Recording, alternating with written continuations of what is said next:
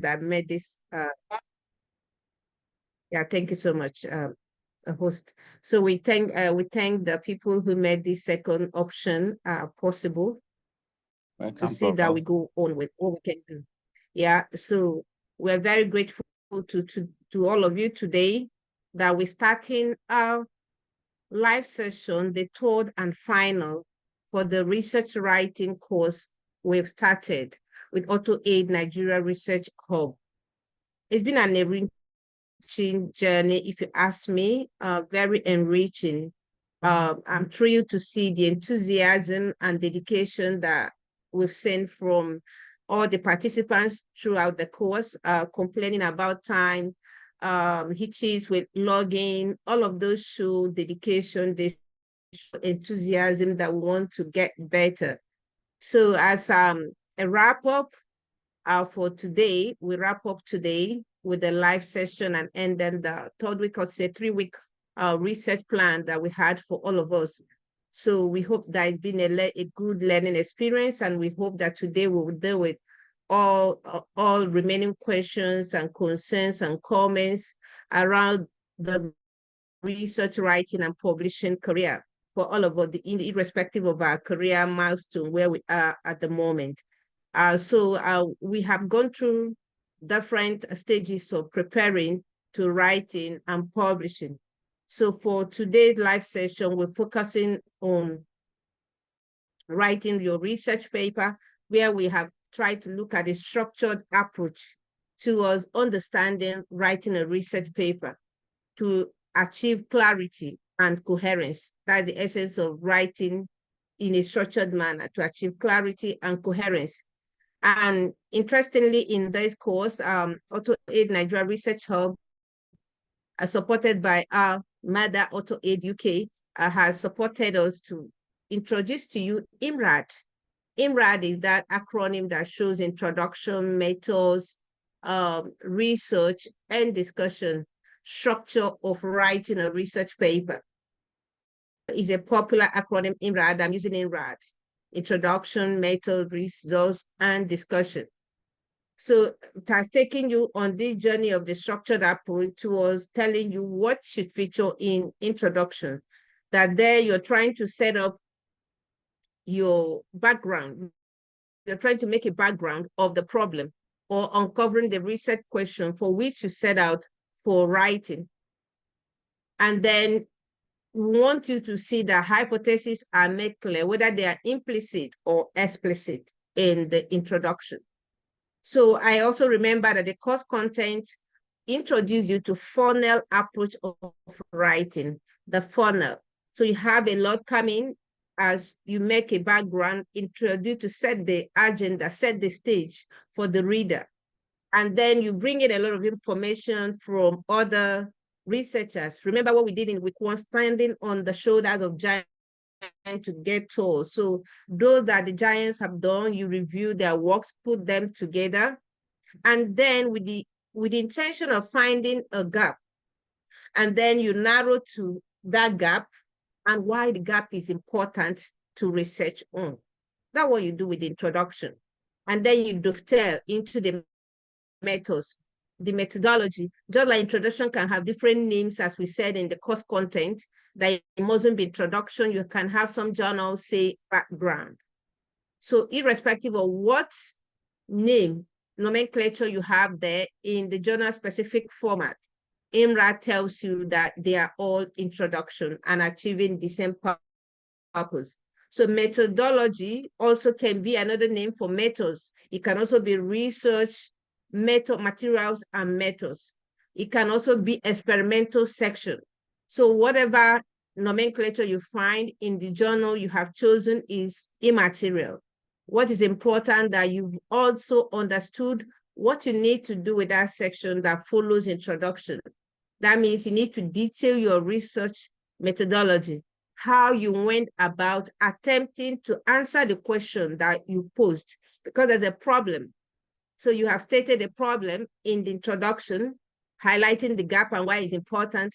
So how do you want to provide the answer to the question, or how do you want to attempt solving that problem is what you put down there for us as methods or as experimental session, as methodology, as materials and methods, depending on the discipline and the specific journal you have chosen, or even if it's a thesis or dissertation.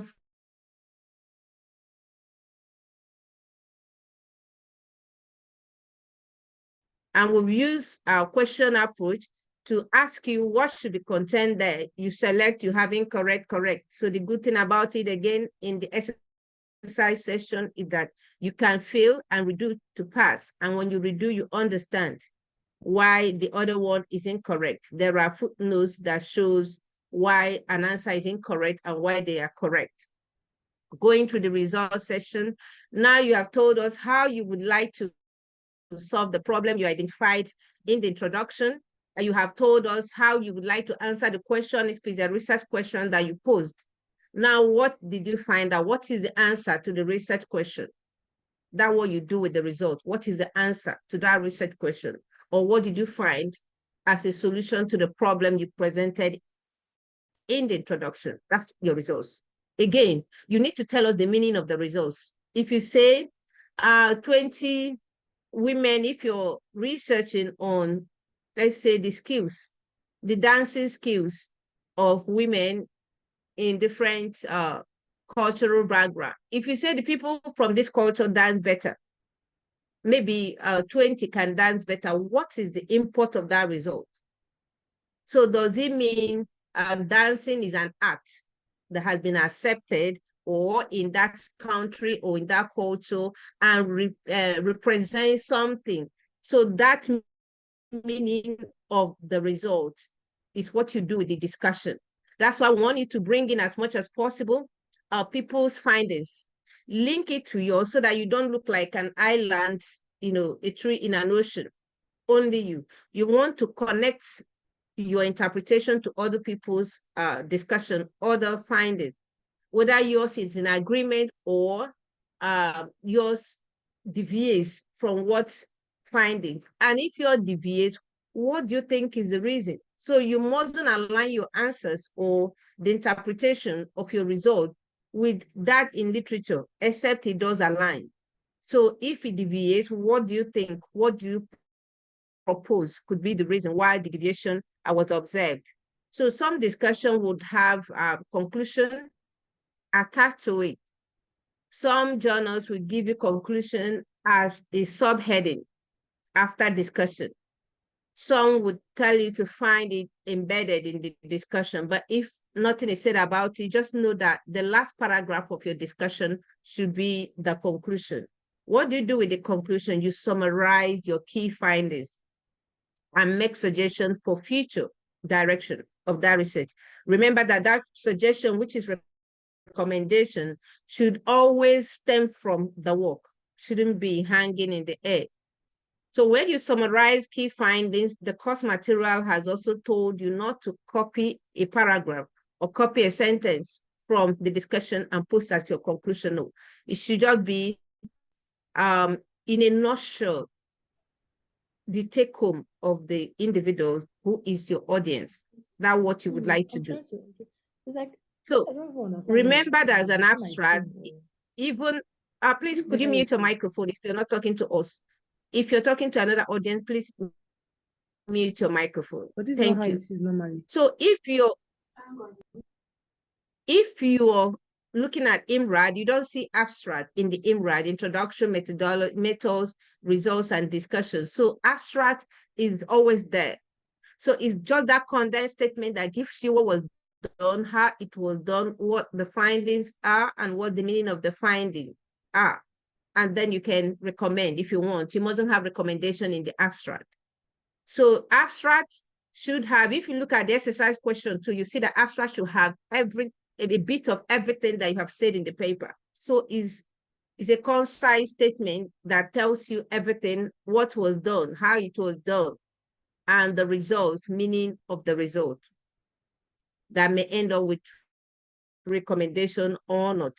So remember to have that. And the abstract follows the title and the author list with the affiliation. Then you have the abstract. So many of the abstracts for journals would like you to end with keywords. So, but the dissertation and thesis in most universities, colleges, and polytechnics, monotechnics may not have the keywords. So always pay attention to guidelines. It's very important. We also took you through tables and figures, how these visual elements are essential in conveying research findings clearly and concisely. So they are helpful. You must use them to make your writing very impactful and enhancing the overall quality of your manuscript. And then we talked about publishing your paper in a peer-reviewed journal. So we looked at finding the journal last time. Now is publishing a peer-reviewed journal, discussing what is the first impression about a paper by an editor or by reviewers. So we talked about title and why titles should be given a lot of attention to give the scope of the work. And then the abstract, the significance of a well-written abstract. Because many readers, many audience would like to read the abstract and decide if they would like to read your complete paper. And you want your paper to be used, you want your paper to be cited. Why don't you spend time to write a very good abstract? So adherence to guidelines, very important. And then in reviewing your article, we try to show you what happens in the entire process, what to expect, preparing you for a no or a yes, or somewhat, if you work on this, we may consider, yeah, and how you should respond to reviewers' comments constructively. And then make necessary revisions to improve the work if it's called for. So today is not a lecture day. I just want to give you an overview of what you've done in this last week. I now open the microphone in the eWorld for you to ask questions, specific questions or comments about how you have interacted with this course so we can enjoy ourselves. So I've not seen any hand up at the moment.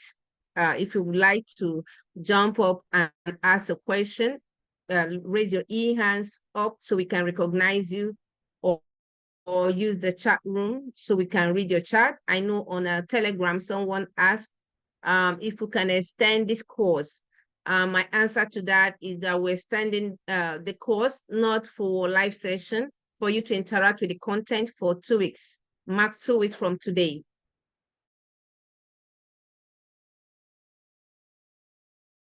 This to ensure that you understood every aspect of the course from unit 1 to the end. You can do that between now and the other Friday. Yeah, Vivian said that's great, but the live session ends today. So interaction can continue. After 2 weeks, the course will close. You can access it anymore. So I saw someone said they have got their certificate.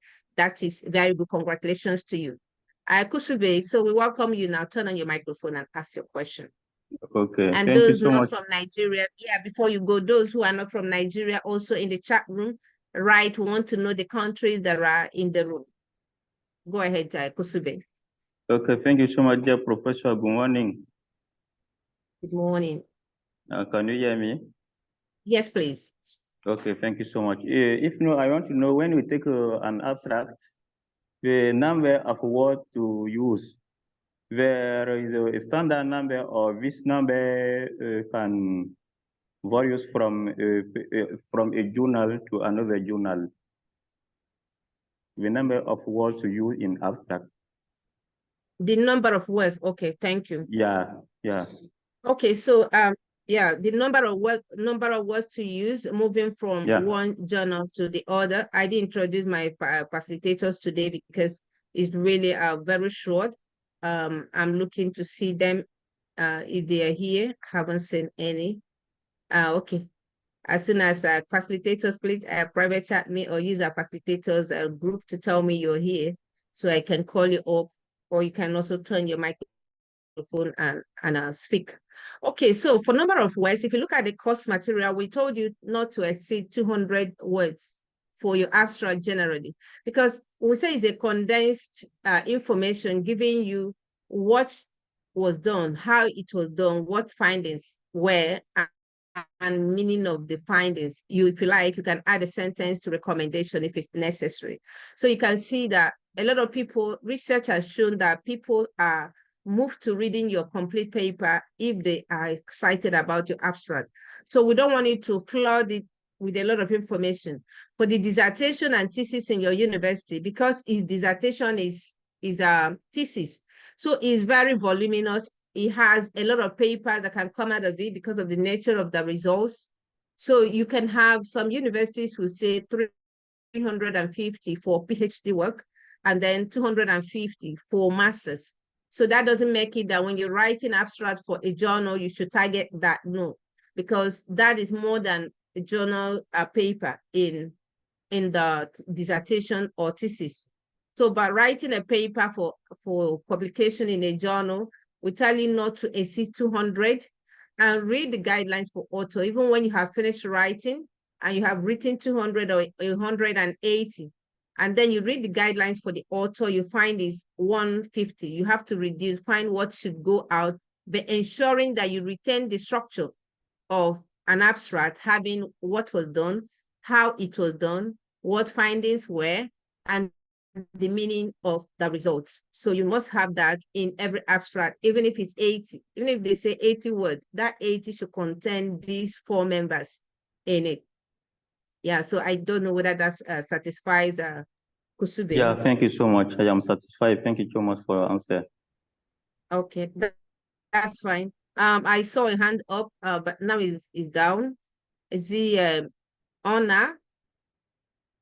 Okay, look like the internet kicked him out as you were trying to raise his hand. So when you come back in, let's see your hand.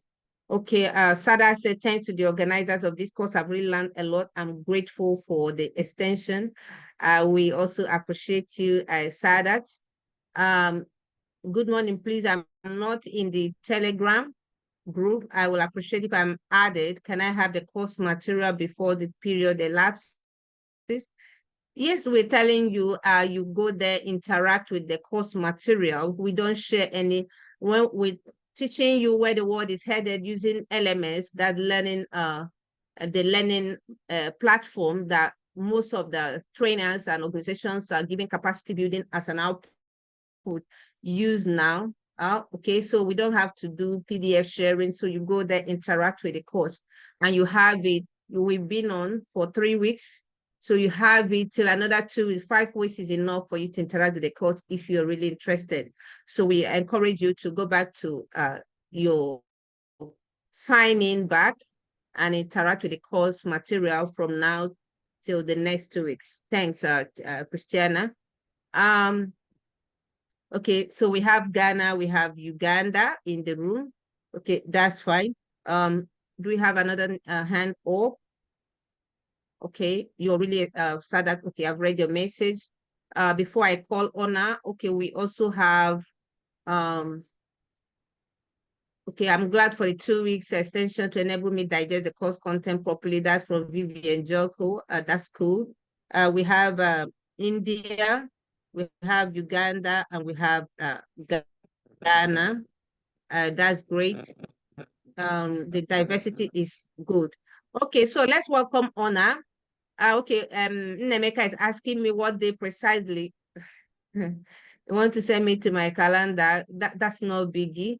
Today is Friday, so a week is 26. Another week is 2nd of August. So 2nd of August, the course will cease to be available. So we have on Ezekiel now. Turn on your microphone and ask your question. Good morning, Prof. Good morning, Ona. Prof, good morning. Can you hear me?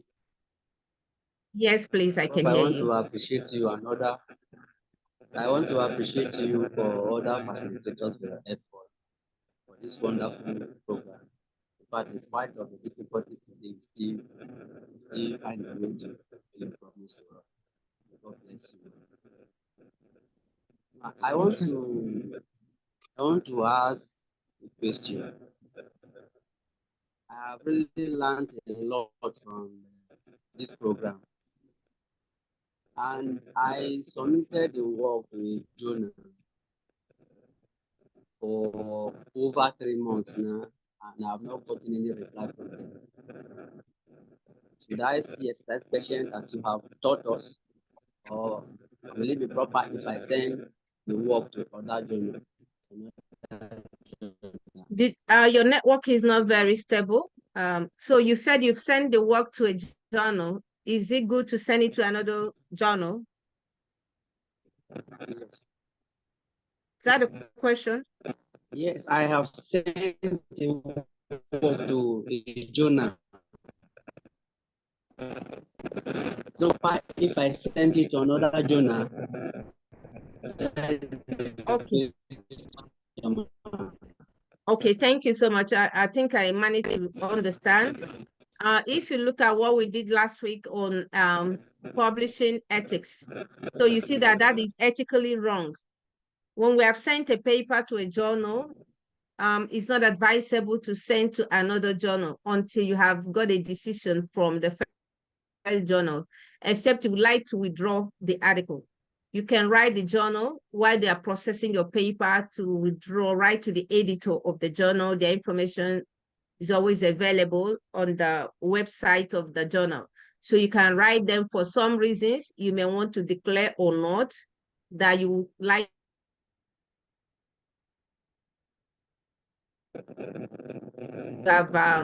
You need to be kind. In case in the future you send a paper, they may asterisk you and then they won't consider your paper anymore. I never can tell if the editor is also an editor in another journal or is a reviewer in another journal, they may recognize you. So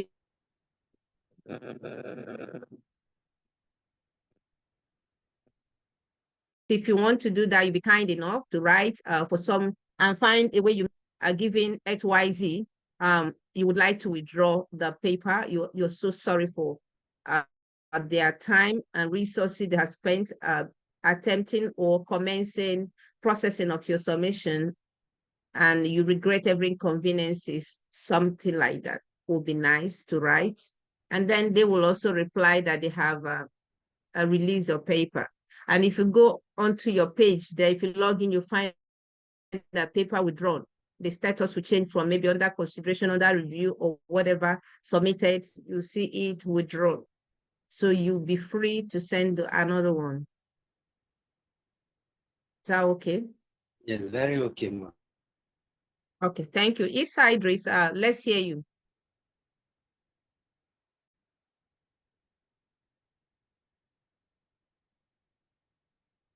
Issa Idris, can you turn on your microphone and speak? Okay, while he's trying to do that, Nodi Joy asks, can a topic be redefined after all before the research work? You can have a working topic.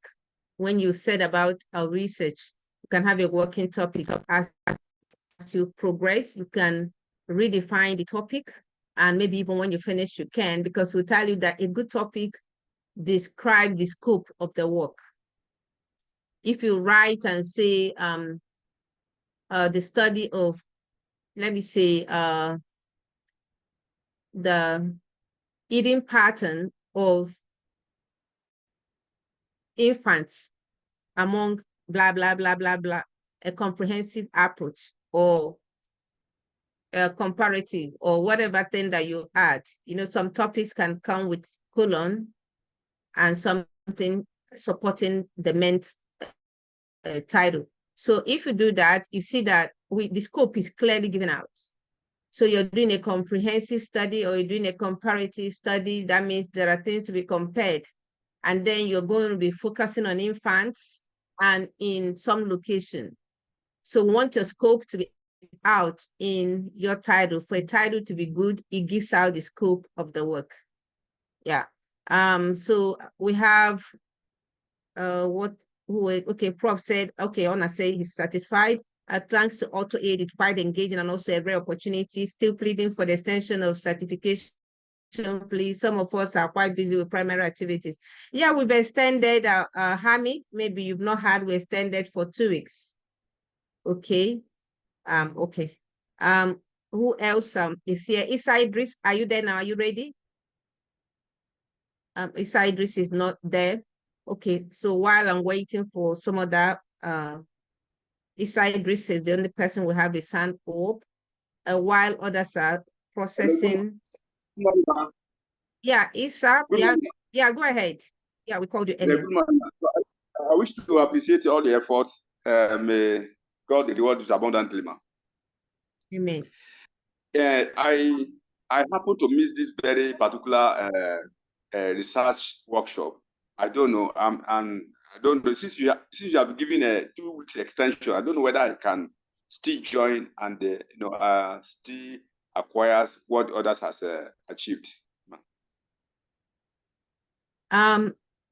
If I understand that, if you can still join, if you didn't register for the course, you can't unfortunately register now to join the course. But if you registered and you have not caught up with where we are, you can do that now. You can go back. You have 2 weeks. No, if you've not registered, if you've not registered, you can register. But people are here who didn't register, but they have followed all the live sessions to update their knowledge. They have not registered, so they are not getting a certificate. But if you registered and you completed the course with the exercises that follow each week, you will get your certificate. Like somebody wrote that they have already collected their certificate, because you will say download certificate. When you finish everything and your profile is clear, you will be able to download your certificate. Is self-help. Okay, and there is a column, there is a space for you to ask questions. Facilitators can see your question and answer on the LMS. Okay, so you can get help there by typing your question, by starting a new question or new comment. People can respond. Facilitators are there to read your questions. You can also come to the WhatsApp group or come to the Telegram group and write your question. You will get a response, but you can't join the course now to get a certificate. In the future, we'll also call for another course. We don't know whether it's a repeat course or a new one, but all will be focusing around research and research writing and publication, because we are a research hub. So we support everything that has to do with researching. So publication is part of researching. Okay, so Jeremiah Ofori, yeah, welcome. Jeremiah, please, let's hear you.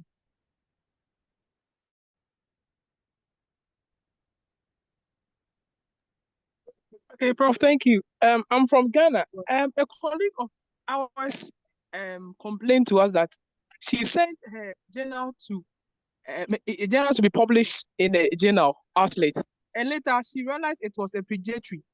So she wrote to the editor that they should put the thing down, but they realized that after some days they have published the thing and they've changed the author's name. So can they send the same manuscript to another journal for it to be published?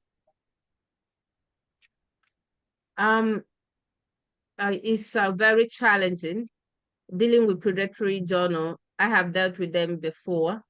A student of mine has sent a paper to a predatory journal and it got published. I wasn't in the picture.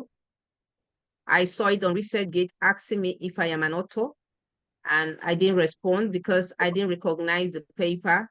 But when that question kept coming on my page, I looked at it closely because my student, I knew him by the first name. So though I know all his name, but you get used to a name if you have friends or people in your network. So, but closer looking, I found that is my student and the other one, my colleague.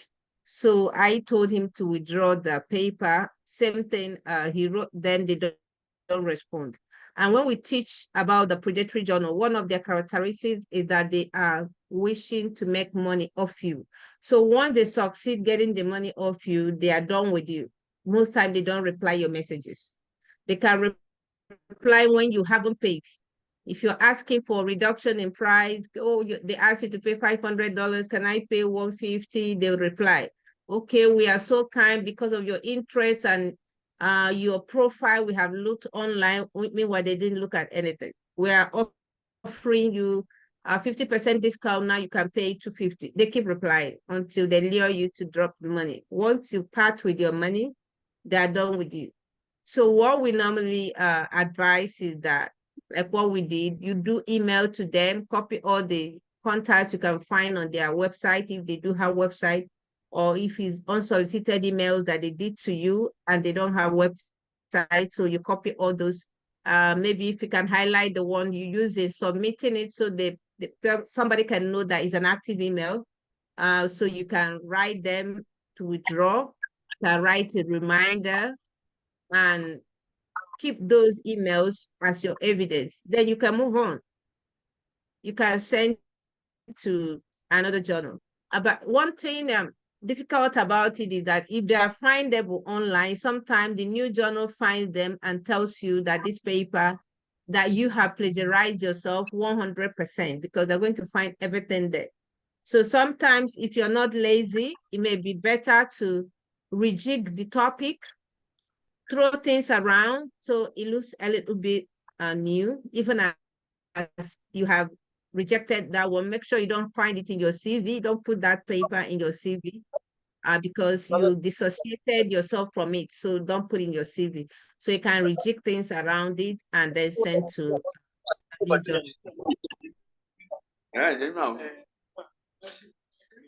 Does that answer your question?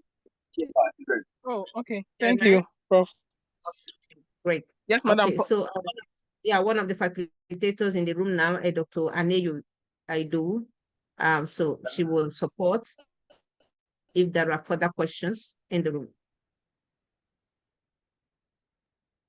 Well done, Prof. Well done. Okay. Yes. Yeah, so we have been interacting people with their questions while they're coming. I'm just flagging things that I found very interesting that you should not forget about. What the methods session tells you. It provides credibility to a scientific paper, even if it's not science. So that paper, the method session gives credibility, how you went about answering the research question or solving that problem you introduce under the introduction of IMRAD. So you give credibility by being detailed. Like if you work with animals or human beings that had ethical concern, the ethical approval,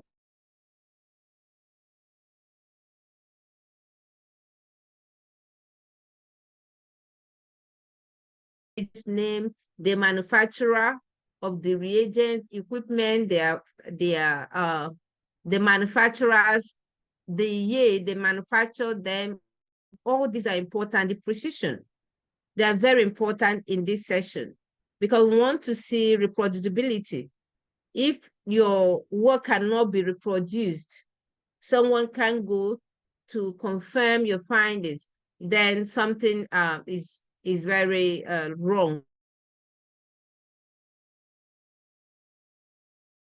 Clear as much as possible. Do not hold information. If I give all out, they will repeat my work. Why not? If they repeat your work, they are citing you, maybe it's a confirmatory, in as much as we don't want you to reinvent the wheel, but if the essence is a confirmatory, so why not? It would be nice to quote you, you found this, and then a confirmatory study was done, and then they validated your finding. Or they now say, no, what you found was wrong, given maybe an expanded methodology. The research space is competitive, and then we deal with evidence. So we support our claims with evidence, research evidence. So as far as we can defend what we are conversing with bodies of evidence and results, then we are good. And also citing, linking them to giants who are published in that field. So work on it to see that you understand this. So you also see that the tables and figures, we also mentioned that you shouldn't use them interchangeably. If you have bodies of results, you shouldn't present them in table and again present them in figure. You choose one. And we said they are helpful add images to giving clarity to your work. So you choose the one that most supports your work to provide clarity. So do not put a table one, figure one. Both of them are showing the same thing, just that you want to present them in different ways. That is wrong scientifically.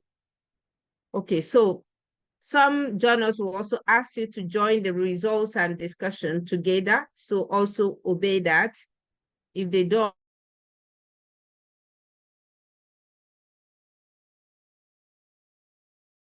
it's easier to write separately and join than if you have written together. Now they ask you to separate. You have a lot of work to do to separate them. So I prefer to write them separately and merge if required. Yeah. So what else do I need to flag? Okay, what I need to flag. Okay, let's look at the discussion a little bit. The discussion session, we say this is where you make explanation of the results that you have gotten. So what is the meaning of that result? And then you end with a short conclusion, which may be fused into the discussion or separate depending on the specific guidelines given to you. So you explain the meaning. So it's not a time to put results in millimeter per mole in units of numbers. So it's a time to put them together straight, open them and show what it means. If we say in a Senate, Nigerian Senate, maybe there are 50 people and maybe 20 are women, number of bills passed, all of them were proposed by males. Number of these, all of them by male. So what is it? What does it mean? That is results to say 0%, 0% contribution to the bill by women. So what is the meaning of that result? That's what you need to do with the discussion. Does it have to do with our cultural nuances? Are there biases?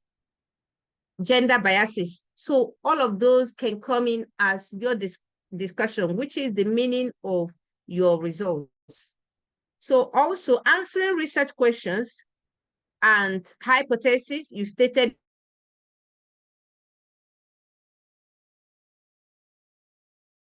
between maybe malaria and a gene, maybe some gene from African descent.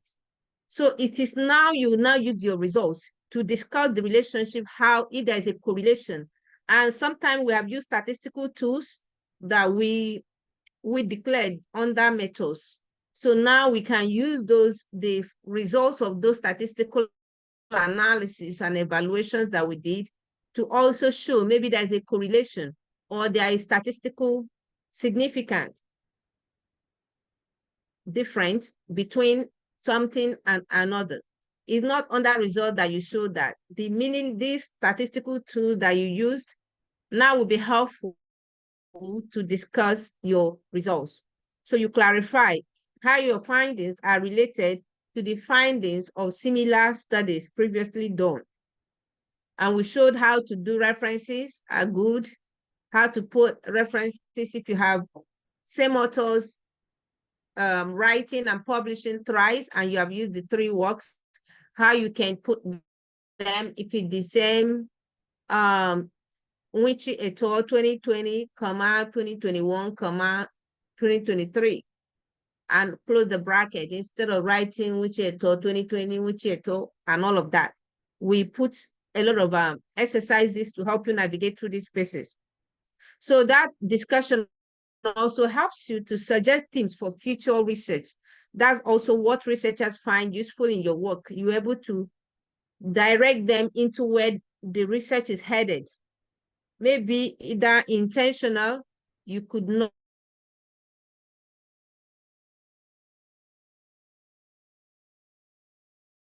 of your study to different things.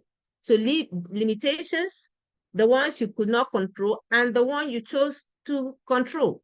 You can decide not to get to some area in your work. That's you have chosen a delimitation, and the limitation you cannot, is impossible. Maybe insecurity limited you to doing XYZ. So it would be a good idea for future researchers to look at this, given results. These are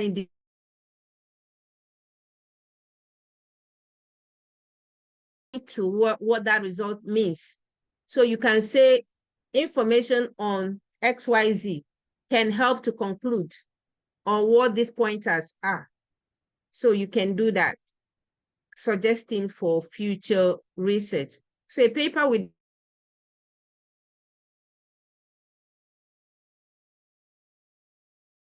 yeah. So most times when they ask us any limitation, you write no. You know, there are some submission portals where we answer questions and they asking us any conflict of interest. We like to write no in everything. That's not correct. If there's conflict of interest, declare. It doesn't stop your paper from being accepted. Like investigating, when I had my master's degree, I investigated Coca-Cola products, the Coke, and I was working for Coca-Cola. So in that, if I'm submitting paper and they ask me any conflict of interest, I will answer yes. Then you declare the conflict. The conflict of interest is that I work for this company, which products I am investigating. So maybe I'll be constrained by, depending on how strong I am as a researcher and as a staff of that place. If my research is not good about the product and I present it that way, I may be laid off. So there are many things that can pose conflict of interest. So I have to declare that I have some conflict of interest. So if somebody wants to probe for that to assess if the truancy is there, then they can do that. So do not hide, because if they find out that there are potential conflict of interest and you didn't declare them, then they throw out your paper. So try and do that. So we talked about your introduction being a funnel, going from many to narrowing to the gap.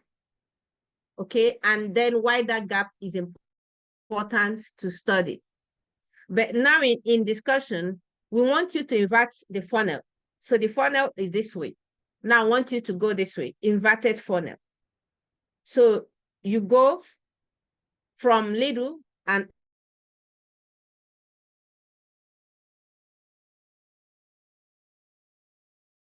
based on your intuition, your experience, and also make sure that you show the difference between implication based on finding and the thought of the author. Either you write, it is implied, or it can be, or it could lead to.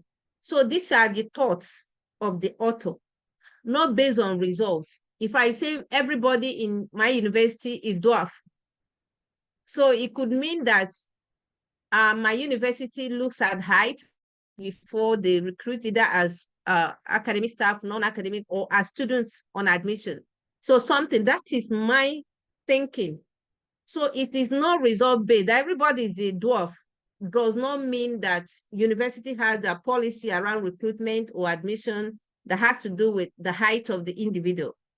So it may be a coincidence or something. So if it's where my own intuition is, I should show that I use language that could show that this is my thinking. And the one that strongly arising from the results, I should be able to state that. Results showed. Okay? Results showed. And it could be. So this is very important. On Ezekiel asks, how can we follow AuthorAid for timely update? I almost made this wonderful workshop, if not for Professor Adeshope. Oh, thanks to Professor Adeshope, who flagged it.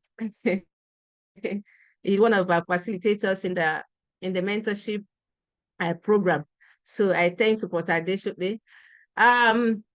Because of the cost of running a website and all of that, we don't have a website as AuthorAid Nigeria Research Hub, but our mother, AuthorAid UK, has one. So you can go to AuthorAid UK and sign up, have an account there. When we have events, they also flag our events on their website. And then they tweet our event too on Twitter. I don't know if you're on Twitter, so you can follow us. If you're on LinkedIn, you can find us there, AuthorAid Nigeria Research Hub. So you follow us, follow also AuthorAid UK, in-apps, AuthorAid UK, follow and you can get updates on what we are doing. Also joining our WhatsApp group or our WhatsApp group is filled, so I'm sorry, we can't add any more person that is filled. But Telegram group can still take people. So you join our Telegram and we can also keep you updated on our events. Okay. Yeah. Okay. So what Dr. Aneyu, do you like to flag anything, although you just came in? I hope you don't repeat what we've done. Is there anything you want to flag in that is very exciting? No, Prof. Okay. I think I'm okay. Yeah, okay. Thank you. Okay, so we're going to be wrapping up. I've talked about the inverted funnel shape of a discussion structure in an opposite way from introduction. As we said, this is important in IMRAD structuring of a research writing. Also, I forgot to flag that in abstract, we want you to have a paragraph. You don't segment them. You write first one, introduction, you drop your enter button to have a paragraph. No, you just run it. When you end a sentence, just a space and continue the next sentence until you end it. That's the standard. They ask you for structured abstract, it just means they want you to have introduction. You write it. Methods or materials and methods, depending on, they may give you the name to be found there. So if you are written an abstract to follow the rule, as I've explained, you don't need to worry. You are finished writing, and as you're trying to submit, they say the structured abstract. You just find where the introduction starts and ends and put introduction there. You may have introduction, semicolon, space. You have it. Some will say introduction, enter from the next line. You have that content. And then you have the methods or materials and methods. That same way, you have the next one, which should be results. And you have the next one, which will be discussion or materials and methods, depending on the journal. So if you are written knowing that you want to give us what was done, how it was done, what findings were, and what the meaning of the result is.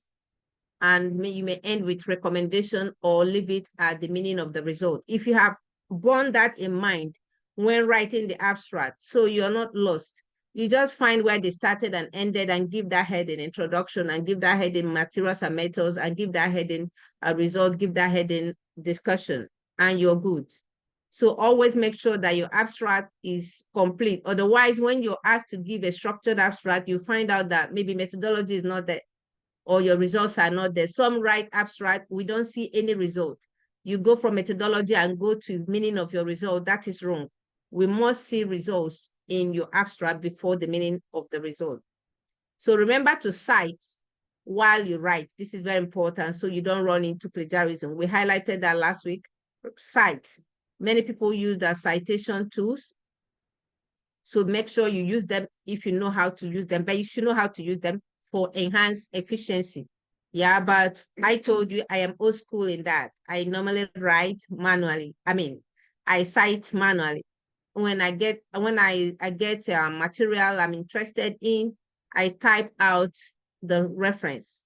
So from if I'm using APAS, most times in my university we use APAS style, the American Psychology Association style. And many journals use APAS. So it's easy to format from APAS to others, Vancouver and all of that. So I like to use APAS. So even if I'm going to use Vancouver eventually or Harvard or any other method, if I write my APAS, APAS has every detail you want, the author's name, a surname, comma, the initials of the first name and middle name. They are separated by dots, full stop, space, the year of publication. You encase that in a bracket, full stop, space again. Then the title of the work, whether it's published in a book or in a journal or a magazine or newspaper, wherever. So the title and then space again. You have the name of the journal. If it's a journal article, the name of the journal where it was published. So after that, you're going to have a comma. Then you have the volume of the journal. Every journal has a volume. And then after the volume, some journals have issues, some don't have. So if it doesn't have issues, you're good, comma, and then you put the pages. So if it has issues, so after volume, space, bracket, open, and you put the issue, close the bracket, and then comma, and you put pages. If it's only one page you consulted, what was important for you was one page. So just one page, maybe page 8. So you write 8. And that's it, you're done. If it's more than one page, maybe from 8 to 14. So 8, a hyphen, 14, that's 8 to 14. Full stop, and you're done. So if you now want it, now you're formatting to journal guidelines.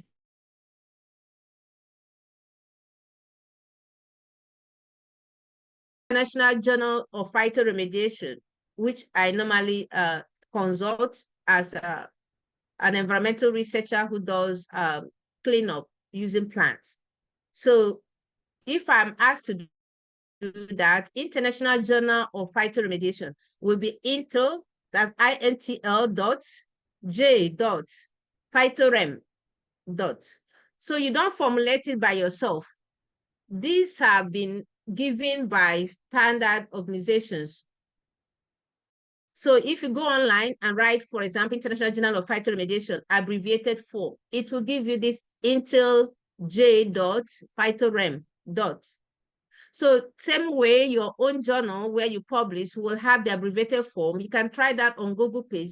Just type the full one and ask for the abbreviated form, and you're going to find it. So you don't put it there, because some journal will not accept if they're in full. They want abbreviated form. So you format. That's why I like to write in the full, and then I can convert or format it to what the journal wants if they don't want my regular upper style. So you can do what works for you. I'm just giving you tip of what works for me. So you can do that. So plagiarism is real. Avoid self-plagiarism. Don't copy your text, whether it's a paragraph or not, and put as someone's as your new work is your old work. So you are now existing in the database. So you mustn't look at it as your work. It has now become Uche et al.'s work and not my work now. So I should be able to, cite and give credence to me as an author in the space. So Nwichi et al., I'm the Nwichi, my surname is Nwichi. So Nwichi et al. Submitted the maybe regular intake of that by that, or the generation of that by that in their work. You now put the citation.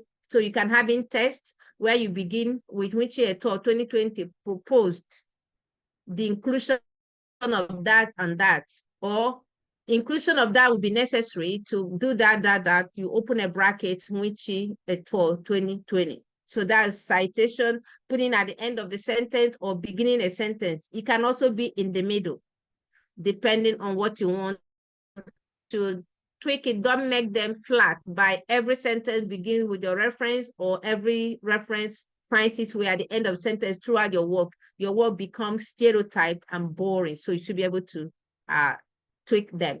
Patrick Asamoah, welcome. Turn your microphone to ask your question. Thank you, Prof. Moni, thank you. You said you enjoyed the class. All right, yeah. I've enjoyed the class as well. Prof, okay. Please, my network keeps me logging out of the class, and then I missed the section of the funnel inverted explanation with the discussion aspects. I think when I was reading the units, when I got to that, I was a little bit confused of the relation of the funnel inverted to the discussion. So if you could please elaborate on that. I understood the point where the funnel is up straight at the introduction section, where you get a pool of information, but with a discussion aspect, I was confused. Okay. And then I wish you throw more light into it. Thank you, Prof. Okay, thank you so much. Okay, so I said at the beginning that introduction, when we are discussing IMRAD, that it assumes funnel shape. And funnel is this way because funnel filters in real life. It filters stuff or guides something that flows through. So you have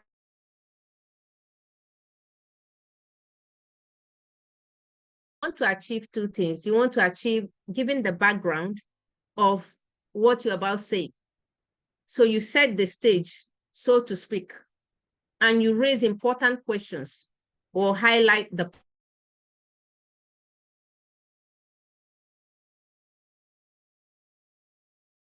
you have to review what other people have done. So this is many information. Okay, so it's a lot. And as a funnel goes, it narrows, and then closes it where you can pass through the narrow long tip.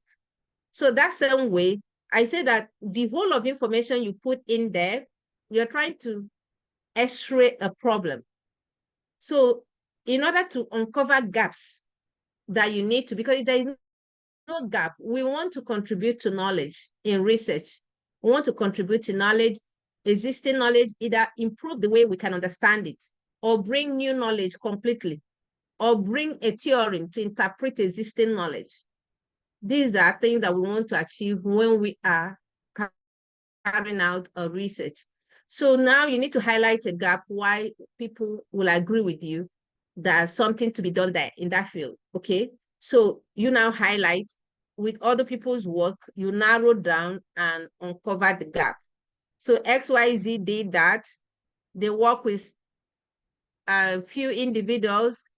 These other ones work with people from another country, but they didn't consider maybe climatic conditions or weather or something.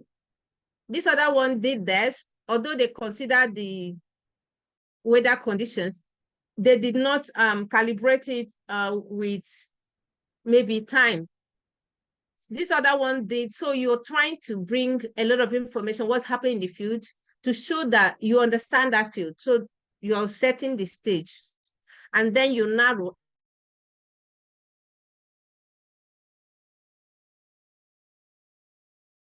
So what needs to be done? That's the gap. And why that gap is important, because there can be a gap, but it's not important. Why do we waste our money? In the lecture yesterday, Professor Jenka said that research is converting money into knowledge. So why do I give you a lot of money to convert to knowledge if it's not important? So you have to highlight why the gap is important to study.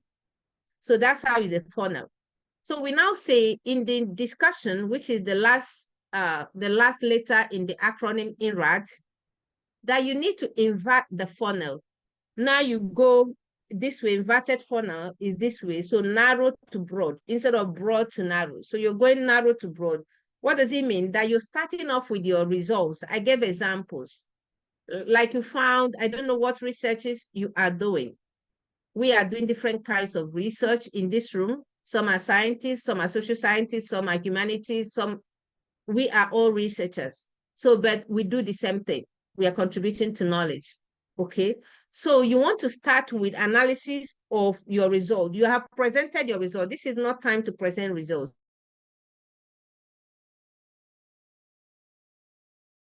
Can also be helpful as tools to analyze our result and bring out the meaning.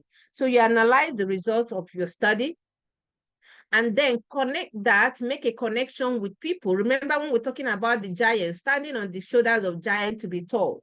We do that as researchers. So in this context, the giants are those who have gone before you doing this research in the field. So you have consulted many of them to find gaps. So that's why it's a funnel. Now you're starting with your own result and now expanding it to what other people have done, the giants, to what they have done. So now it's going funnel from your result, from me, from narrow to broad, broaden it up to see how it sits in that research space, whether in alignment or a deviation. And if there is a deviation, we want you to propose, even if you're not sure why yours is not behaving, because some persons are stressed when their results are in deviation to what other persons have said. So it is not a problem. problem in research, provided you can suggest what it could be. Other people can study your own position afterwards because you have results to support and your methodology is sound. That's why we say the credibility of your work lies with the methodology. So if you declare your methodology and it's not sound, so all you're doing with the discussion will not be sound. Nobody believes you because you didn't have a sound methodology. Yeah. So that's why we say you go narrow and broad, discuss your work in context of what is happening in the field, and then end up with future direction, giving a direction for future where researchers should go. You can bring in limitations and delimitations, as I had explained earlier on. So that delimitations, they are not essentially outside of your control. You chose them, okay? But you have limitations that you did not choose, and they could not let you get your destination. So that's how you have gone from narrow to broaden it up. I don't know whether that helps you understand it. Very well. Thank you, Prof. So I'm Patrick from Ghana. Oh, thank you, Prof. Patrick. We have another Ghanaian in the room. Okay, Dr. Aneyo had given us the Telegram link for those who said they are not in the Telegram.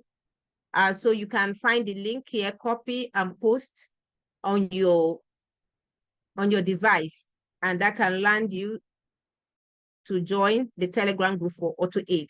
Yeah, that's quite helpful, Dr. Aneyo. Yeah, good.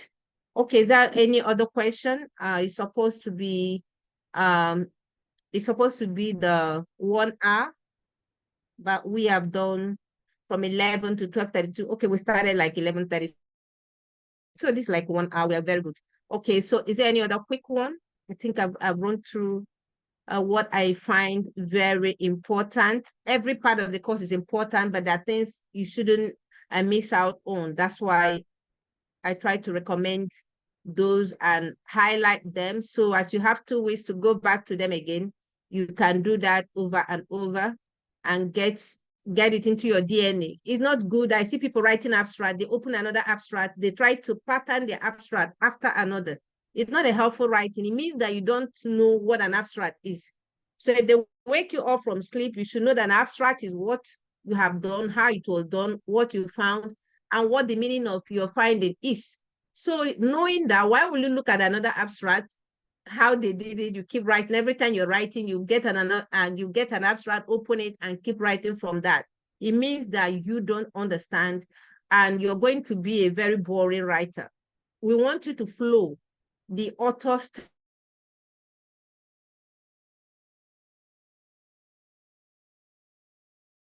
work, they will find it natural and it flows. So you engage readers, and the more you engage them, they get to the end of the work. That's what we want to achieve, so that they will use it.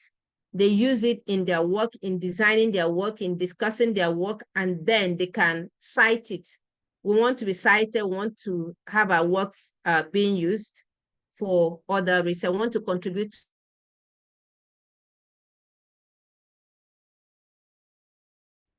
Okay, so preparing your tables again.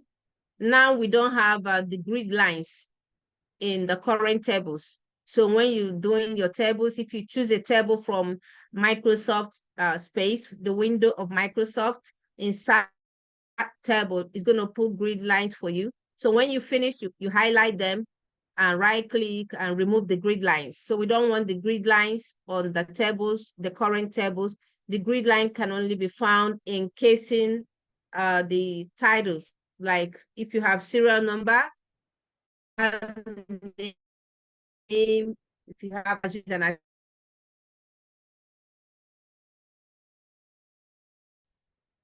if it's not really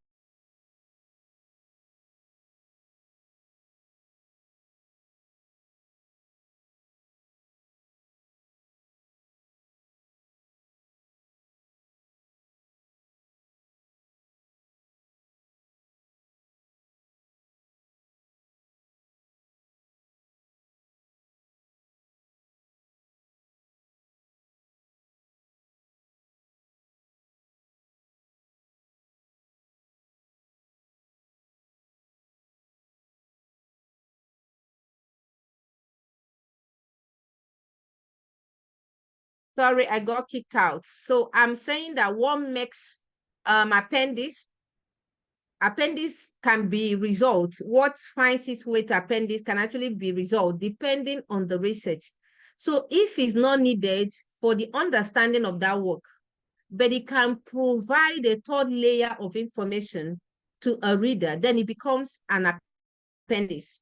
So people may be an expert in the area, want to get more information, so they go to the appendix to find it. But it is not required for the understanding of your work.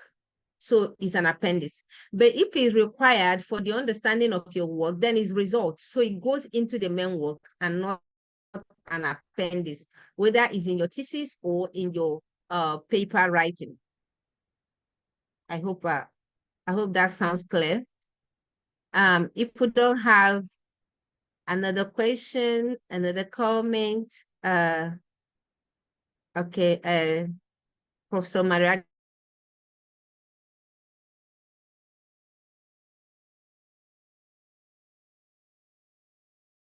Thank you so much. So Chika asked for the link to the Telegram group that has been shared by Dr. Aneyo. I don't know whether she can share. Dr. Aneyo, can you share again? Maybe she joined or she got kicked out at some point. The Indonesian Akban say thank you, Prof. I had a good time here today. Thank you. I also had a good time. Osat to say thank you very much. Chika Ojako said kindly share the link. Okay, we've done that. Who's okay, Dr. Aneyo, thank you. She shared the link again. Mooney said, I'm enjoying the class. Thank you so much, Prof. I thank you. Okay, it looks like finally we are going to Faith. Faith, please turn on your microphone. Yeah. Okay, good morning, Prof, and everyone. Thank you for the session. Good afternoon, sorry. I just wanted you to emphasize re-emphasize your statements on the appendix again. I didn't quite get that. It was conflicting for me. Whether it is necessary, when is necessary and when is not necessary. They want to put on the appendix or they want to put in the results for thesis purposes. Thank you.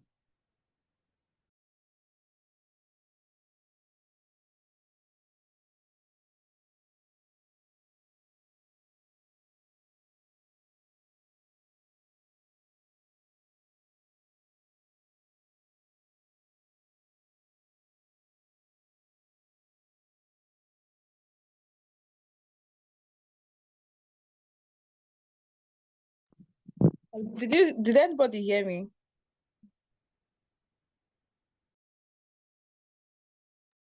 Hello, madam. Please, can you repeat yourself? Can you repeat the question? Thank you. Okay. The question she asked a question. I should rephrase or give again the lecture on appendix. What makes an appendix? What should make entry to the appendix list instead of being in the resource session? So I'm trying to find a very general study so that we also can connect, not being too scientific using core science.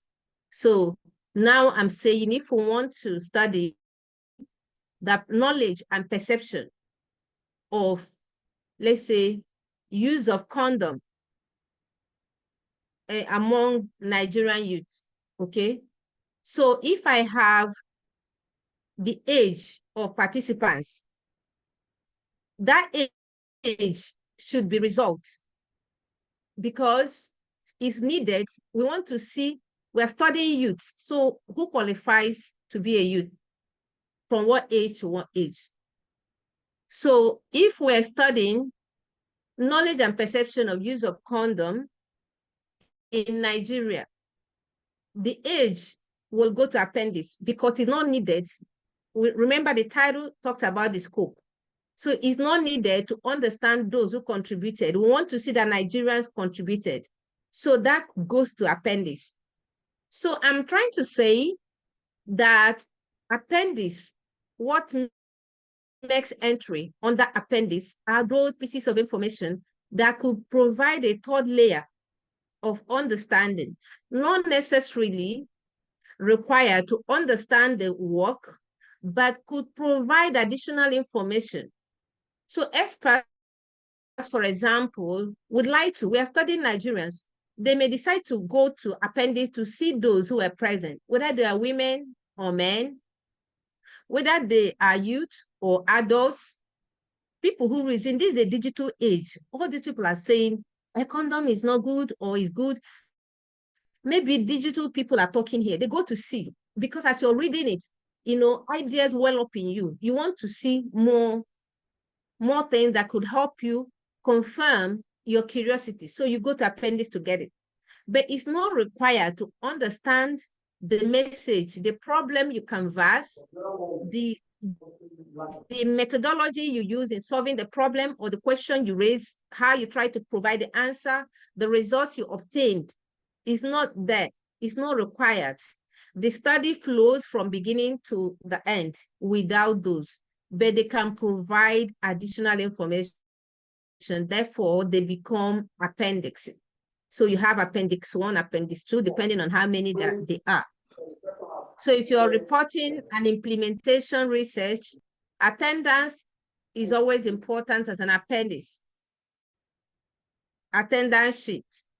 So people attended, they can see that. Those who want to see and confirm that up to 50 people were there and what they are made of, depending on how you, what information you provided from the attendance. Maybe they are school children, which school are you attending, or they are from different local government areas or local government councils. As some countries would say council. In Nigeria, we say local government area, some will say local council, some will say local authority, depending on your case. I just want you to understand that. So if it's not needed to understand, it is not required to understand the work. It does not have to be results. Okay? Even sometimes you can do, for us in biochemistry or chemistry, you can do a toxicity testing. It is not required to understand. Whose microphone is? I'm just going to mute. I'm just going to mute the person talking. Okay, be muted. So if okay, so if I'm studying maybe effects of consuming banana on maybe aging, testing, but it is not required. You may not require the toxicity testing of my banana, especially if it's not food that is consumed in my locality. It has not been accepted, but eaten somewhere. Okay, like in Ghana, they eat cassava leaf for soup. In Nigeria, it is not. Okay, so if I want to study cassava leaf as vegetable for soup here, I may want to do toxicity testing of the cassava leaf, but I will not put it as results because it does not help me to tell my story, but I put it an appendix. So those who want to confirm this leaf has wonderful, maybe we have submitted from the results, it is high in vitamins, it is high in protein, it is high in fiber that makes us to stool properly. So somebody may say this leaf has a lot of potential. So, but how safe it is? So you go to appendix and find that I've done some toxicity testing that is actually safe. But my study does not have to do with safety evaluation. So I won't put it in my list of results. I don't know whether that makes it clearer. Thank you so much, Prof. Yes, yes. Okay, that's fine. So we're going to be closing here. Yeah, okay. Gujit say, ma'am, I want to take away message for this PhD scholars for the betterment and guidance. For the betterment and guidance. Where is it again? Okay, guidance, how effectively we can carry the course effectively and which are the key things we have to keep in mind during our PhD endeavors. Okay, I'll respond to that. There's another message from okay, Sam Gojit. Said the units, workshops, and sessions were highly appreciated, and the quiz was excellent. I hope the future workshop will cover additional research topics, including LACTEX, and overleaf artificial intelligence and rehabilitation, all AI tools so far, which empowers our research and session for the PhD scholars betterment. Okay, great, got it. Yes, so we can think about that. Help us to put this. We will send you an evaluation on the Telegram and on WhatsApp. So when you complete the evaluation, if we ask you what you like to see in the future, you can put all of this.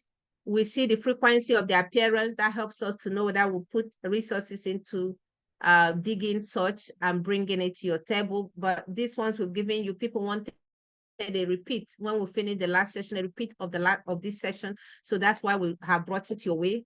As you suggest, we find many people buying into it. We would like to see how we can go to those areas. The takeaway for you PhD students, this is a writing course, research, writing, and publishing. So PhD is an opportunity for you to do an independent research. Master's students, yeah, you're so much caged around your supervisor, but as PhD, you need to think of independence, okay? So that you can design experiments.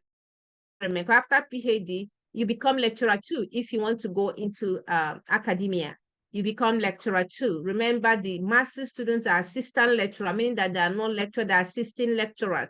But you become a lecturer from having a PhD straight. So if you are a lecturer, it means that you can guide another. So if you have not become independent as a researcher with PhD, you haven't got a PhD. Even if they've given you a certificate, you haven't got one. So try to learn to be independent. That's why you're being equipped with all of these skills. If you understand it, you become independent. You just go to run ideas with your supervisor. They are not there to download what you need to do. They need to just, fan you into flames. You come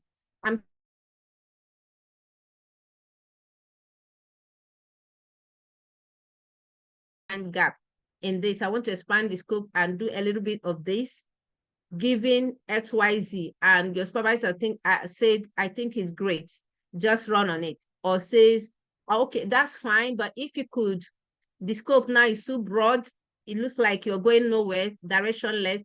Can you narrow it down to XYZ? So they have given you guide and you're running. That's what a supervisor should do for you. So try and think independence. And after your PhD, you should think about going for a postdoc so you can perfect your independence and manage a laboratory or be in a laboratory managed separately where your research is owned by you, is not targeting a degree. So seriously, you want to contribute to knowledge. You're not driven by certificates, being in a haste. They give you a date for seminar, you're trying to work towards that. But you want to relax and contribute to knowledge doing research. So try also and do a postdoc. It's very helpful to build and expand your horizon in the research space. Try to publish good papers, search for good journals. Don't get limited by open access or whether we pay or we don't pay. We have given a lot of tips how you can find ways of navigating the payment and get them free using institutional subscription and association. This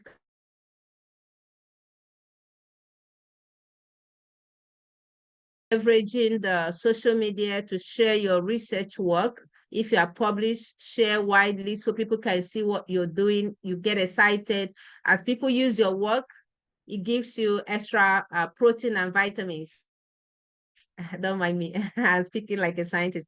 So when people are using your work, you're excited, and that excitement gives you some healthy chemicals in your body you secrete, and you live longer and happy that you are fulfilled. What you're doing is working out. There are a lot of jobs that you can do as a strong PhD holder, not full-time job. You can do support service in addition to your main work, and you earn more money, have more money to support your research and support your family, support your personal life, and go for some enjoyment, have some holiday, and enjoy yourself. We need to enjoy ourselves as researchers. After the hard work, we need to enjoy, what works for you. What does enjoyment mean for you?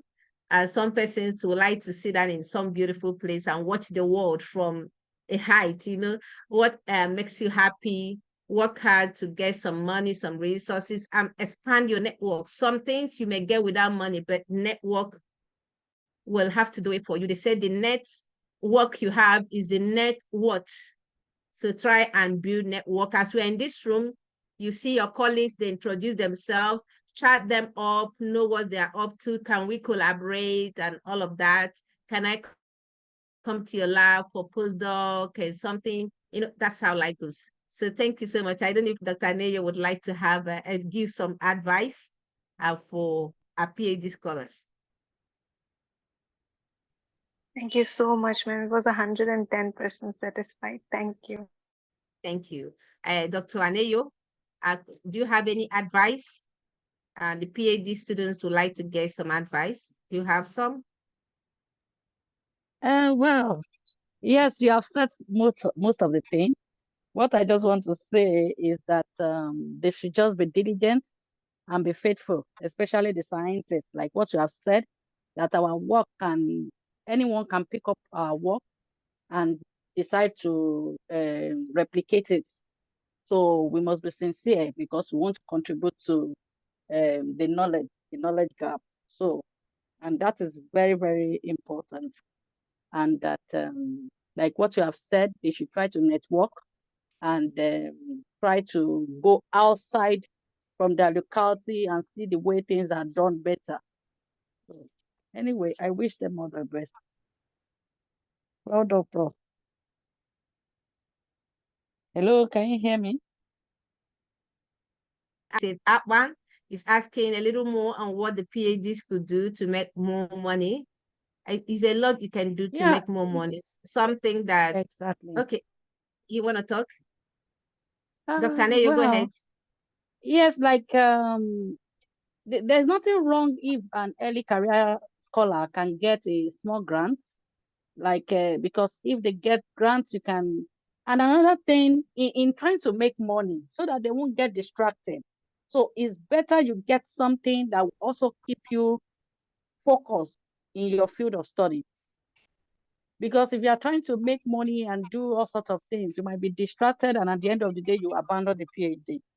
So, and that is why at this stage, it would be better you get a, you can decide to build your expertise on grant writing.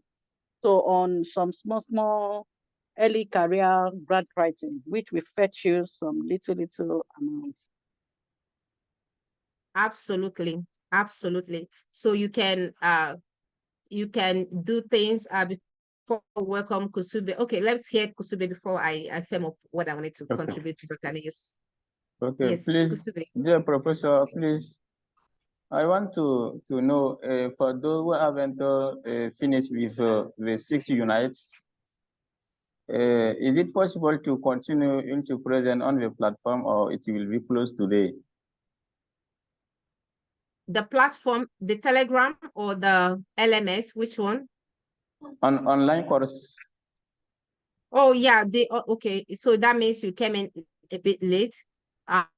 Online course will not close today. I mean, we closed formally today, but we have given a 2-week extension of grace for people to interact. Okay, thank you so much for that. I have a second request with the course from unit 1 to the end. So any part of the course, you can access it from today to the 2nd of August, Friday, Upper Friday. You can do that. Great. Okay, thanks. Yeah. I have another request, please. I don't know if for the future it will be possible to organize a course on biostatistics. Okay, biostatistics. Okay, yeah, just like I very told, important. Yeah. For example, the using of air software.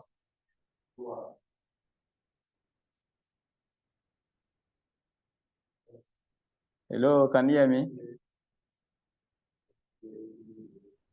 Hello, okay. Can you hear me? So just when we give you a survey, yes, we can hear you. I said when we do evaluation, you have evaluation to complete for us. So when you do evaluation, tell us what you would like to see next.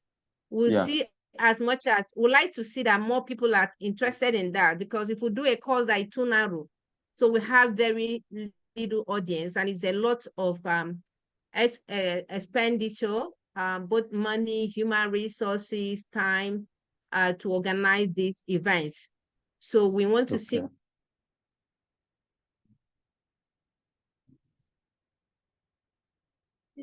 If we cannot give you a Nigerian hub, maybe we channel you to a UK hub. The AutoAid UK has a wider population and coverage.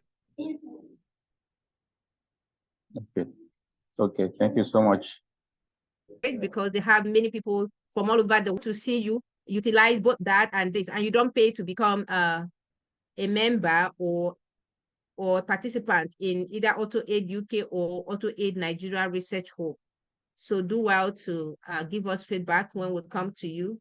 And finally, supporting Dr. Aneyo, don't do what takes you, like a PhD student, you're selling bag, you're selling, I don't know, maybe the bag has nothing to, sometimes it could be good, but it's challenging. If you're doing something that helps you raise some money and it's completely off what you're doing, sometimes it's a negative.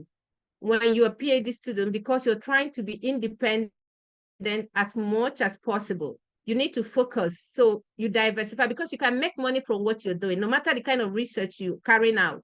If we try to listen to everyone now, to know what research you carry out, we can find how to make money from that. Even in Nigeria, the patronage may be low, but it doesn't mean that it's zero. If you package it well, if you learn how to write, you can sell this idea to different audiences. You can be selling the idea to people who are not in Nigeria, if Nigerians have refused to buy the idea. So people can pay for the idea and you give the service from here. And you can also travel to go give the service. So you can have some money in hard currencies and you convert that in your currency and you get a lot of money for your upkeep, because many of the grants can approve salary for you.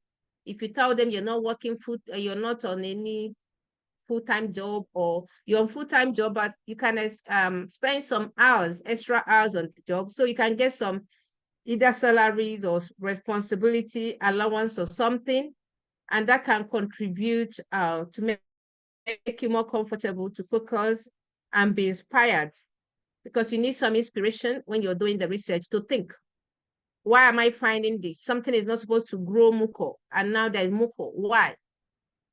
Maybe from the previous researchers at this stage, no muco was observed, but yours showed muco, growth of muco. So you can take a sit back and think. That thinking can be the breakthrough that you need to become the next Nobel laureate. So why don't you get relaxed and enjoy what you do? If you're not enjoying what you're doing, you go nowhere, you can't make it. So make sure you're researching in the area that you love, because there is something that has to do with passion. So you can change area, even if you've started something. Nobody say you can stick to it to death. You can decide to change because now you have a different passion. So switch to that new passion and carry out research there. When you have a passion, if you're talking to people about your passion, they so love you because there is passion in that energy. So they connect with you because you have a passion discussing that. Unlike something you're doing for your supervisor, my supervisor said I should research here, or my parents said I should research here. People can get jobs easily when they research there. You don't have passion.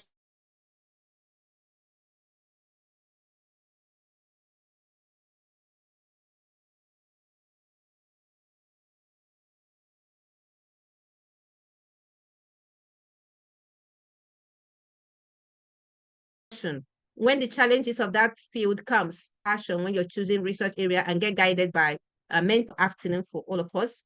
I sincerely hope that the knowledge we have gained from this research, writing, and publishing will take us forward, take a leap forward in our research endeavor. Thank you, Faith, and thank you everyone for being in this room. Let's use the knowledge in our enterprise, research enterprise, and get to the next level and see you in the Telegram room and in the WhatsApp room. Complete your courses, get your certificates, and showcase those on your LinkedIn pages, on your CV, everywhere that you've been certified in writing, research writing, and publishing. That is great. So have a beautiful day until we see you again. Bye. Hello. Well Hello, done, ma'am. Prof. Thank you. Thank you very Hello. much, Prof. I've really been enriched with this section. Thank you, So ma'am. much, Prof. God bless you all. Thank you, Prof. Goodbye, all. All the facilitators. Thank you You are so the much. best. Thank you very much, ma.